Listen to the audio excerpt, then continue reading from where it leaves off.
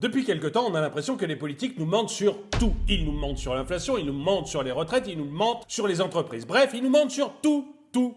Mais la situation est peut-être plus compliquée qu'on ne le pense. En tout cas, c'est le cas à Bureaucratieux. Et pour vous en parler, il faut que je vous raconte toute l'histoire. Voilà. Ça faisait quelque temps déjà que la mère Élise et moi sentait comme un poids sur ses épaules. Sa vie était de plus en plus compliquée. Et du coup, un jour, elle va voir un psy. Camille Zoll a son cabinet de psy en plein cœur de Bureaucratieux. Et un soir, juste après le dernier conseil municipal, la mère s'y rend. Elle frappe à la porte, Camille lui ouvre et elle l'accueille. « Ah, madame la maire, quelle surprise! Mais pourquoi êtes-vous venue ici? Qui vous a parlé de moi? »« Ah bah, c'est mon premier adjoint. Il m'a chaudement recommandé de venir vous voir. »« Votre premier adjoint, celui qui faisait pipi au lit et qui avait honte, il est guéri? »« Oui. Maintenant, il continue à faire pipi au lit, mais il en est fier. » Bref, voilà que la mère arrive chez la psy et qu'elle s'allonge sur le divan pour commencer à lui parler. Elle lui dit qu'elle a un énorme problème. Elle ne sait pas comment dire non. Et du coup, elle est tout le temps forcée de mentir. C'est vrai ça?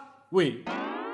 La psy se cale dans son fauteuil et dit au maire, donnez-moi un exemple. Ah, c'est très simple, dit Élise. Moi, récemment, voyez-vous, je devais absolument construire une immense piste cyclable qui faisait tout le tour de Bureaucratieux. Parce que le vélo, c'est l'écologie, c'est le bien. Bref, il fallait que je construise cette piste cyclable. Mais je n'avais pas assez d'argent pour le faire. Du coup, j'ai dû augmenter les impôts à Bureaucratieux. Et pas qu'un peu, je les ai augmentés énormément. Résultat, tout le monde se plaignait. Ils n'avaient pas assez d'argent. Que ce soit les particuliers, les entreprises, les artisans, les commerçants, tout le monde venait se plaindre et me demander plus d'argent. Eh bien, je n'ai pas su dire non. J'ai dit oui. Et du coup, j'ai construit une fabrique de billets au sous-sol de ma mairie. Et c'est vrai que la fabrique de billets du maire a été très bien. Elle produisait du billet à ne plus savoir qu'en faire. C'est bien simple, il y avait des brouettes de billets qui sortaient tous les jours de la fabrique. Et la mère n'avait qu'une chose à faire, eh bien c'était de prendre les billets et aller les distribuer comme ça à la population. C'était pour elle une période de rêve et elle s'en souvient encore de manière extrêmement émue. Bref, la mère de Bureaucratieux a distribué des brouettes de billets jusqu'à ce que ses administrés s'en aperçoivent.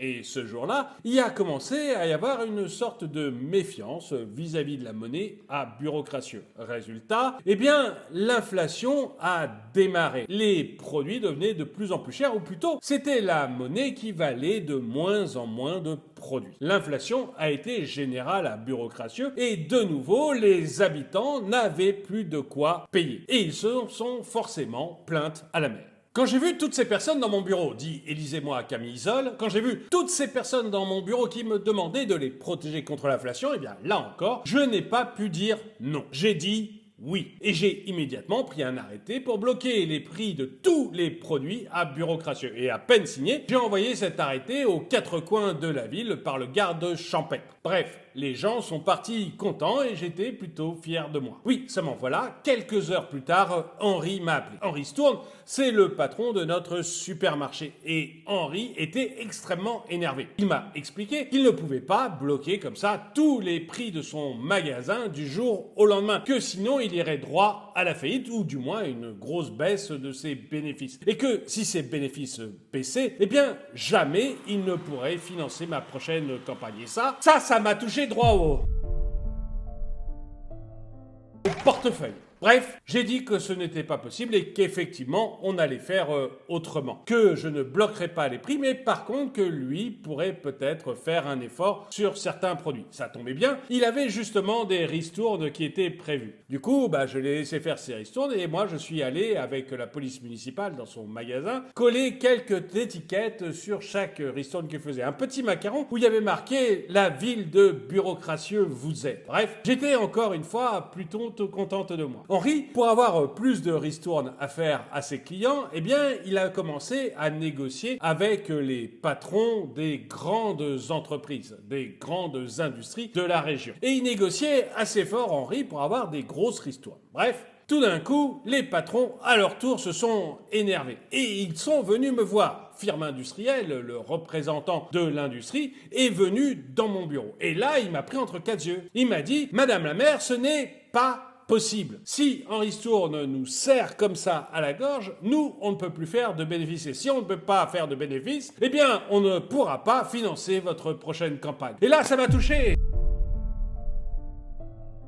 Le portefeuille encore une fois. Bref, j'ai absolument compris ce qu'il voulait dire et du coup j'ai sorti un arrêté pour dire que c'était les patrons de l'industrie qui maintenant allaient pouvoir décider des prix auxquels on vendrait leurs produits aux clients. Mais du coup, docteur, eh bien, les prix ont continué à augmenter et la population n'était pas contente du tout. Je l'ai encore vu ce matin dans la cour de la mairie en train de râler. Ils veulent absolument que les prix arrêtent de monter, mais moi, je ne sais plus quoi faire. Je ne peux pas leur dire oui une fois de plus, vous comprenez? Bref, Élise supplie Camille de l'aider dans son dilemme. Camille se cale dans son fauteuil, réfléchit quelques secondes et puis elle dit mais madame la maire, sur tous les produits vendus, vous touchez un petit peu d'argent, non? Ce qu'on appelle la TVA, c'est bien vous qui la touchez. Oui, dit Élise, et alors? Eh bien, voilà la solution. Vous pourriez tout simplement supprimer la TVA sur certains produits et le prix baisserait tout seul. La population serait contente et vous n'auriez à mentir à personne. La mère est un peu décontenancée par ça. Elle dit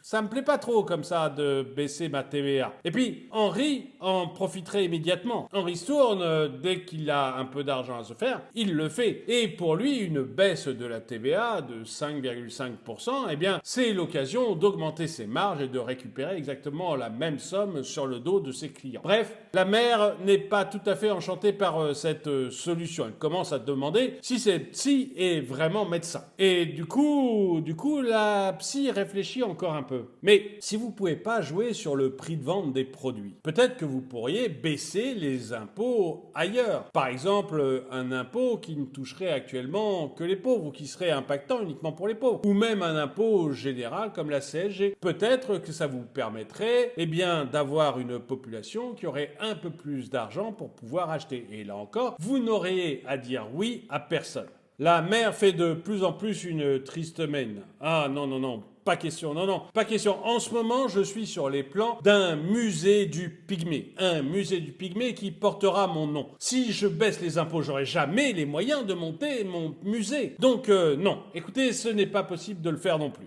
Camille se tait, elle reste dans son fauteuil à chercher une solution, mais elle n'en voit pas. Mais d'un autre côté, la mère, elle, semble se décontracter de plus en plus. Elle s'aperçoit finalement qu'elle n'a pas forcément envie d'arrêter de mentir. Elle se lève et elle remercie la psy. Elle vient de réaliser que dire oui à tout le monde et mentir, ce n'est pas tant un problème que ça si on peut avoir son nom sur un musée ou avoir sa piste cyclable. Non, en fait, ça fait juste partie de la politique. Elle remercie encore la psy. Elle lui dit « Écoutez, j'ai essayé les mensonges, j'ai essayé les gros mensonges, maintenant je vais essayer les statistiques. » Bref, elle sort du bureau plutôt heureuse. Et c'est comme ça qu'Élise a repris ses fonctions de mère, la conscience tranquille. Elle n'avait pas résolu ses problèmes, elle ne savait toujours pas dire non à ses administrés, mais au moins, maintenant, elle le faisait avec bonne conscience. Et j'aimerais bien savoir ce que vous en pensez. Est-ce que vous pensez que les gouvernements nous mentent décidément tout le temps? Est-ce que vous pensez qu'ils pourraient, par exemple, baisser un impôt, peut-être même la TVA, pour pouvoir laisser un peu plus d'air